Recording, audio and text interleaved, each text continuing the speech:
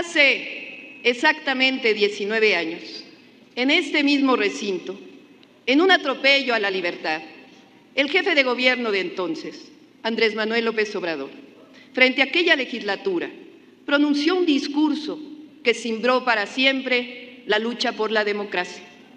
En comparecencia frente al juicio de desafuero, cuyo único propósito era el intento de un fraude anticipado, dijo: ustedes me van a juzgar, pero no olviden que todavía falta que a ustedes y a mí nos juzgue la historia.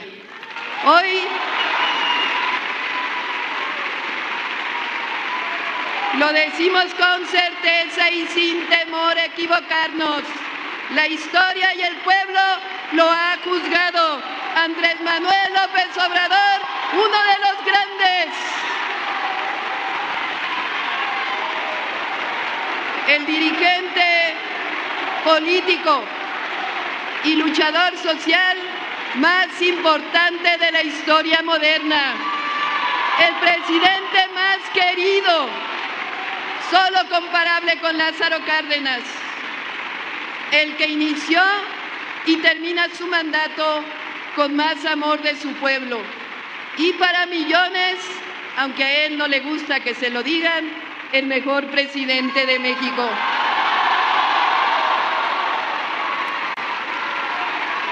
El que inició la revolución pacífica de la cuarta transformación de la vida pública de México.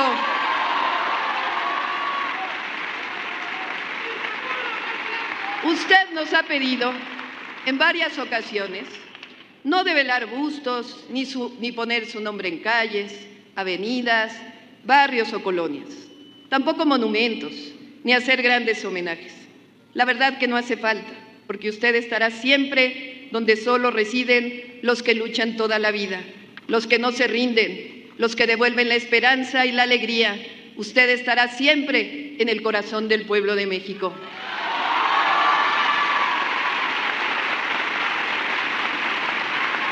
Se retira de la vida pública como un demócrata y maderista, a seguir luchando desde otra trinchera, a escribir sobre lo que ha sostenido desde sus primeros días cuando trabajó con los mayas chontales, que el origen de la grandeza cultural de México reside en las grandes civilizaciones que vivían en esta tierra siglos antes que invadieran los españoles. No es casualidad, sino una armonía de la historia, que ayer se haya publicado en el Diario Oficial de la Federación la reforma de la Constitución Política de los Estados Unidos Mexicanos, que otorga derechos plenos a los pueblos indígenas y afromexicanos de México.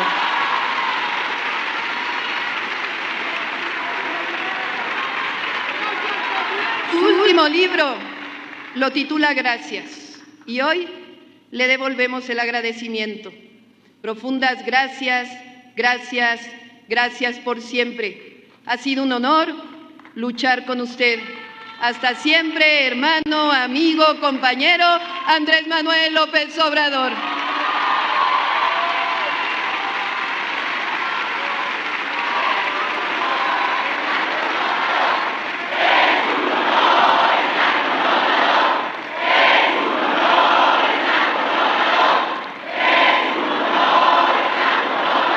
El 2 de junio de este año, el pueblo de México, de forma democrática y pacífica, dijo fuerte y claro: es tiempo de transformación y es tiempo de mujeres.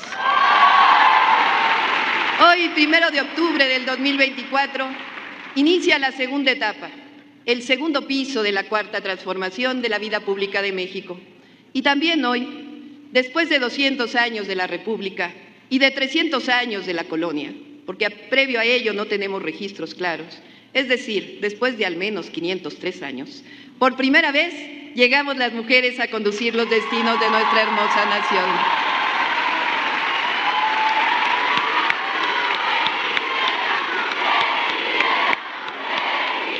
Y digo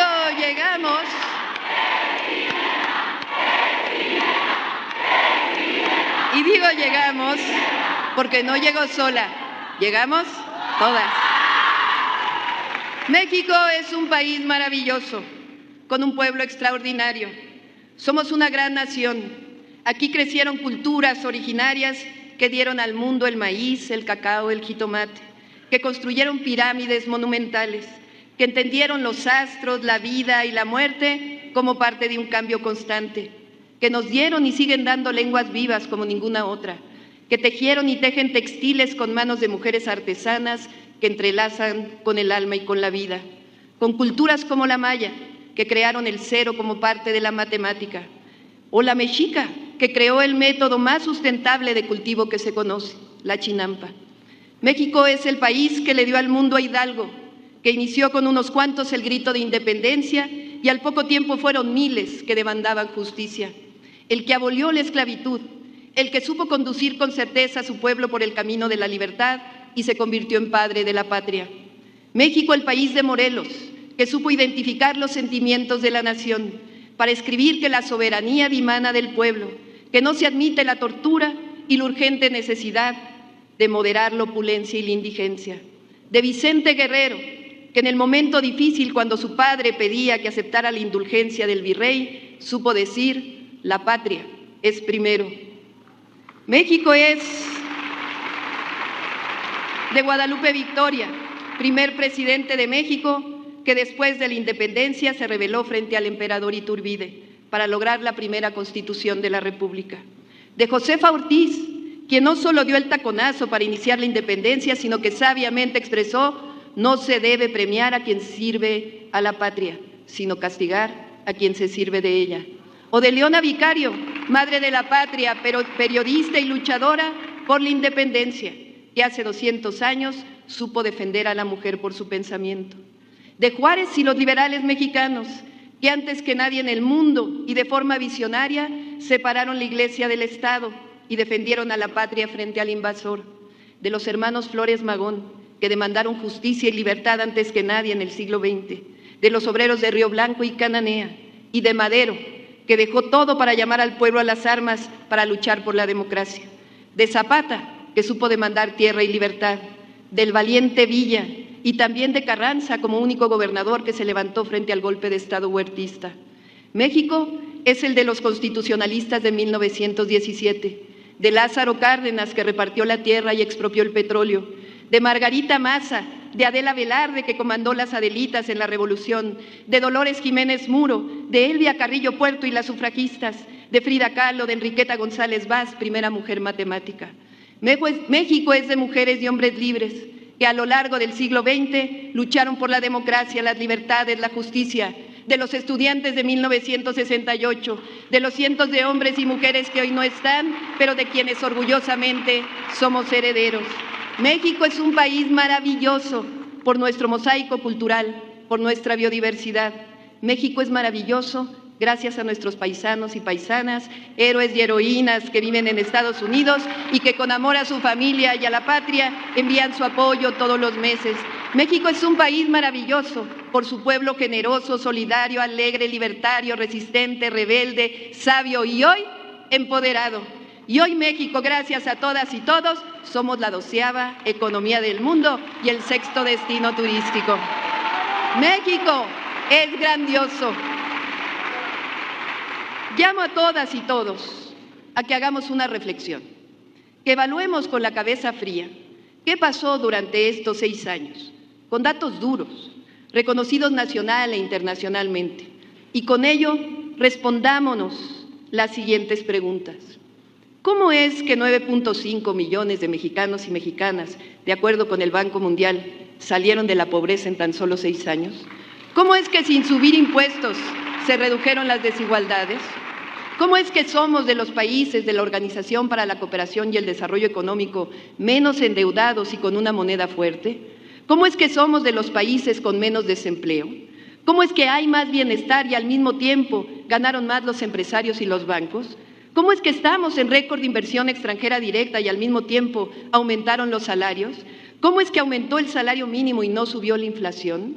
La respuesta es: cambió el modelo de desarrollo del país. Del fracasado modelo neoliberal y el régimen de corrupción y privilegios a uno que surgió de la fecunda historia de México, del amor al pueblo y de la honestidad. Lo llamamos el humanismo mexicano. Por eso hablamos de una transformación profunda y aceptémoslo, a todas y a todos les ha ido mejor. Con este pensamiento y su puesta en marcha, se cayeron muchos mitos y engaños del pasado. Por ejemplo, durante el periodo neoliberal, es el que le costó tanto al pueblo de México y que marcó nuestra historia por 36 largos años, se decía que el Estado debía diluirse o subordinarse a las fuerzas del mercado, que si la economía se regaba desde arriba, iba a llegar a los de abajo, que si aumentaba el salario mínimo, iba a haber inflación y no iba a haber inversión extranjera, que si el Estado participaba en la economía, iba a haber crisis económica y devaluación, que la corrupción era inherente al gobierno, que la libertad no solo existe en el mercado, que la libertad solo existía en el mercado, que la educación, la salud, la vivienda y el salario justo eran mercancías y no derechos. Todo resultó falso. Por ello, para bien de México, de todas y todos, vamos a continuar con el humanismo mexicano, con la Cuarta Transformación. Resumo algunos de los que considero sus principales principios. 1. Para que haya prosperidad, debe ser compartida, o dicho de otra forma, por el bien de todos, primero los pobres. 2. No puede haber gobierno rico con pueblo pobre. Esta es una frase de Benito Juárez García, que los gobiernos de la transformación hacemos realidad y que sostiene que el gobernante debe vivir en la justa medianía, sin lujos, parafernalias o privilegios, y que el gobierno no debe ser una carga para el pueblo. A eso le llamamos austeridad republicana. 3. Las y los gobernantes debemos ser honrados y honestos. El uso de las estructuras de gobierno para el beneficio personal o de un grupo ensucia el servicio público. La corrupción debe combatirse por ética y por principios, pero además, como lo hemos visto, porque ahí radican los recursos necesarios para el bienestar del pueblo y el desarrollo de la nación. En pocas palabras, la honestidad da resultados. Además, la autoridad moral es lo más importante, y esa no se compra en la esquina, se construye con una sola mística, la de luchar con honradez todos los días por un México con justicia, democracia y libertad. 4. El principio máximo de que la democracia es el gobierno del pueblo, por el pueblo y para el pueblo, o regresando a Juárez, con el pueblo todo, sin el pueblo nada. 5. Prohibido prohibir. La libertad es esencia de la democracia. 6. El desarrollo y el bienestar del pueblo solo pueden fortalecerse con el cuidado del medio ambiente y los recursos naturales. 7. Las mujeres tenemos derecho a la igualdad sustantiva. 8. México es un país soberano, independiente, libre y democrático. Queremos la paz y la fraternidad de las naciones y nos coordinamos, mas no nos subordinamos. 9. La política se hace con amor, no con odio. La felicidad y la esperanza se fundan en el amor al prójimo, a la familia, a la naturaleza y a la patria. 10. Condenamos el clasismo, el racismo, el machismo y cualquier forma de discriminación. No es solo un asunto de tolerancia, es el reconocimiento de que la profundización de las desigualdades llevará siempre a la injusticia. La fraternidad significa vernos a los ojos como iguales. Con esto en mente, les manifiesto, en nuestro gobierno garantizaremos todas las libertades, la de expresión, de prensa, de reunión, de movilización. La libertad es un principio democrático y nosotros somos demócratas. Se respetarán los derechos humanos y nunca usaremos la fuerza del Estado para reprimir al pueblo. Respetaremos y garantizaremos la diversidad religiosa, política, social, cultural y sexual de nuestra sociedad. Cualquiera que diga que habrá autoritarismo está mintiendo.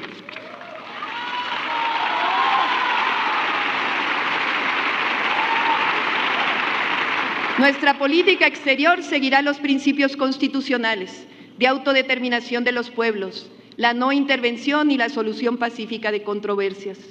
En materia económica, se mantendrá la autonomía del Banco de México, una política fiscal responsable, una proporción razonable entre deuda y Producto Interno Bruto. Promoveremos la inversión pública y la inversión privada.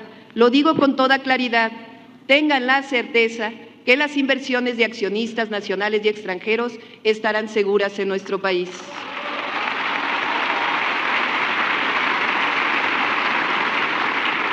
No aumentaremos el precio de las gasolinas, del diésel, del gas doméstico ni la electricidad en términos reales. En las próximas semanas estaremos convocando a empresarios para confirmar el acuerdo que mantiene sin aumentos los precios de la canasta básica. Aprovecharemos la relación del tratado comercial con Estados Unidos y Canadá para seguir impulsando la relocalización de las empresas, mientras se promueve el desarrollo regional con bienestar y cuidado al medio ambiente. Estados Unidos, Canadá y México, sabemos que la cooperación económica fortalece a las tres naciones. Es claro que entre nosotros no competimos, nos complementamos y además generamos las condiciones para una mayor consolidación de la economía de todo el continente en una visión de presente y futuro de la economía mundial. Seguiremos fortaleciendo nuestra relación económica y cultural con los países de América Latina y el Caribe. Nos une historia y nos une compromiso, así como con los diferentes países y regiones del mundo.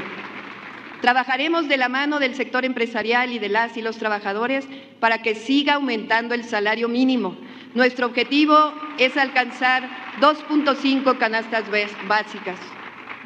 Haremos el programa de digitalización más ambicioso de la historia para facilitar el pago de impuestos y otros trámites, así como incentivar la inversión. Habrá Estado de Derecho. La reciente reforma constitucional al Poder Judicial, que marca la elección por voto popular de jueces, magistrados y ministros, significa más autonomía e independencia del Poder Judicial.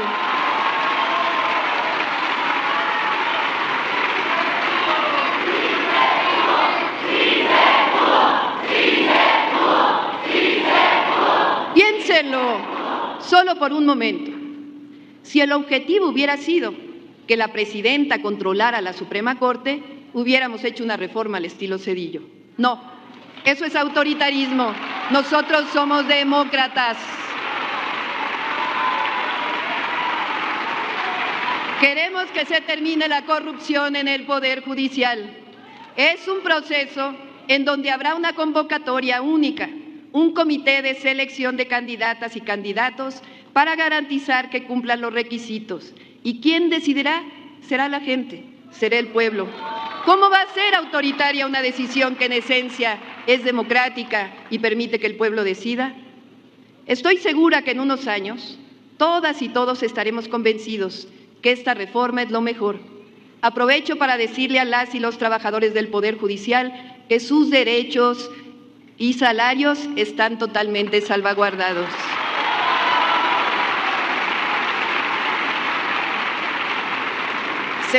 Bien, amigos, ¿qué les pareció el video? Dice la presidenta de México, Claudia Sheinbaum Pardo, que José Ortiz de Domínguez dijo que no se debe premiar a quien sirve a la patria, sino castigar a quien se sirve de ella. Dice que habrá Estado de Derecho. La reciente reforma constitucional al Poder Judicial, que marca la elección por voto popular de jueces, ministros y magistrados, significa más autonomía e independencia del Poder Judicial. Y si el objetivo hubiera sido que la presidenta controlara la Suprema Corte, se hubiera hecho una reforma al estilo Zedillo. No, eso sí es autoritarismo, y la 4T es demócrata, y lo que se quiere es que se termine la corrupción en el Poder Judicial y el pueblo elegirá sí o sí a jueces, ministros y magistrados. Dijo la presidenta de México, Claudia Sheinbaum Pardo, que agarró en corto a Piña y le dio una buena chinga arreglada delante de todo el mundo. Estar al pendiente del próximo video, denle like, compartan el video y suscríbanse. Hasta la próxima. Dios los bendiga.